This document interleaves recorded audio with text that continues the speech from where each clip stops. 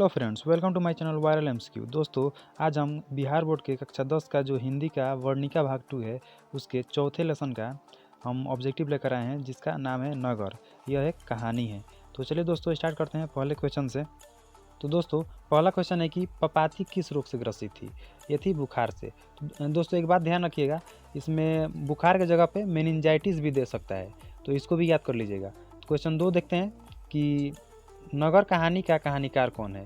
तो इसके जो कहानीकार हैं वो हैं सुजाता। ऑप्शन ए बिल्कुल सही उत्तर है। क्वेश्चन देखते हैं 3 नंबर क्या कहता है कि नगर कहानी का प्रमुख पात्र कौन है? तो इसका प्रमुख पात्र जो है वो पपाती। ऑप्शन बी सही उत्तर है। क्वेश्चन 4 देखते हैं। क्वेश्चन 4 कहता है कि नगर कहानी किस नगर का वर्णन किया? इस कहानी में जो वर्णन किया गया है वो किस नगर का किया गया है? तो वो किया गया है मदुरई का, जो तमिलनाडु में है। तो क्वेश्चन 5 देखते हैं। क्वेश्चन 5 कहता है कि बल्ली अम्माल की पुत्री कौन थी? बल्ली अम्माल की जो पुत्री थी वो थी पपाती। ऑप्शन बी बिल्कुल सही उत्तर है। क्वेश्चन 6 देखते हैं। क्वेश्चन 6 कहता है कि सुजाता का वास्तविक नाम क्या था? सुजाता का जो वास्तविक नाम था, जो इस कहानी के कहानीकार हैं, उनका नाम था एस रंगराजन। ऑप्शन बी बिल्कुल सही है। क्वेश्चन 7 देखते हैं। क्वेश्चन 7 कहता है कि सुजाता का जन्म कब और कहाँ हुआ था? तो इनका जो जन्म हुआ था 3 मई 1935 चेन्नई तमिलनाडु में। तो ऑप्शन ए बिल्कुल सही उत्तर है। क्वेश्चन 8 देखते हैं दोस्तों। क्वेश्चन 8 कहता है कि सुजाता की लगभग कितनी कृतियाँ प्रकाशित हो चुकी हैं? तो इनकी जो कृतियाँ हैं ऑप्शन बी 25 से अधिक प्रकाशित हो चुकी हैं। अगला क्वेश्चन है, नगर कहानी किस रचना से संकलित है? तो यह संकलित आधुनिक तमिल कहानियाँ से। ऑप्शन ए बिल्कुल सही है। क्वेश्चन 10 देखते हैं। क्वेश्चन 10 है कि के ए जमुना द्वारा अनुदित रचना है। तो इस जो कहानी के हिंदी में अनुवाद किए हैं नगर कहानी का, तो वो हैं के ए जमुना।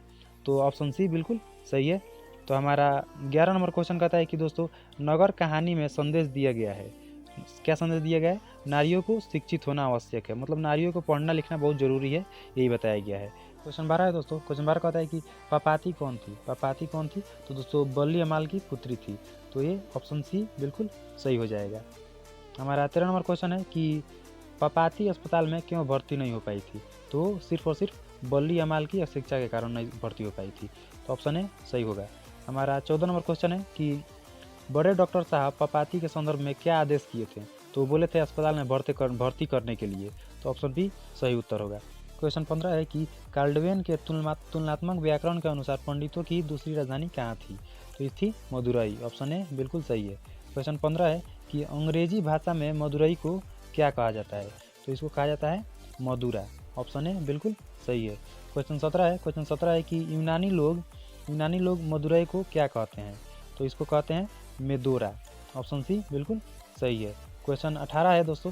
क्वेश्चन 18 है कि नेता लोग द्वारा किसके विरुद्ध जुलूस निकाला गया था? तो ये निकाला गया था जुलूस दोस्तों कि महंगाई के विरुद्ध। ऑप्शन ए बिल्कुल सही है। क्वेश्चन 19 देखते हैं। क्वेश्चन 19 कहता है कि पपाती कितने साल की थी? तो ये दोस्तों थी 12 साल की। ऑप्शन ए बिल्कुल सही है। क्वेश्चन 20 है कि नगर कहानी किस भाषा से अनुदित है? तो ये अनुदित है तमिल से। ऑप्शन डी बिल्कुल सही है। दोस्तों, एक ऐसा क्वेश्चन जो आपके ही बुक का है, इसी लेसन का, जो अधिकतर कॉम्पिटेटिव एग्जाम्स में पूछे जाते हैं। तो इसका उत्तर आप कमेंट करके बताइए अगर आपको मालूम है तो। क्वेश्चन है कि मीनाक्षी मंदिर कहाँ स्थित है? तो अगर आपने इस चैनल को सब्सक्राइब नहीं किया है तो तुरंत सब्सक्राइब कर लें और बेल आइकन को हिट कर दें, ताकि जब भी मैं वीडियो बनाऊं उसका नोटिफिकेशन आपके पास जा सके। और दोस्तों, अगर आपको ये वीडियो अच्छी लगी तो लाइक, कमेंट और शेयर ज़रूर करें।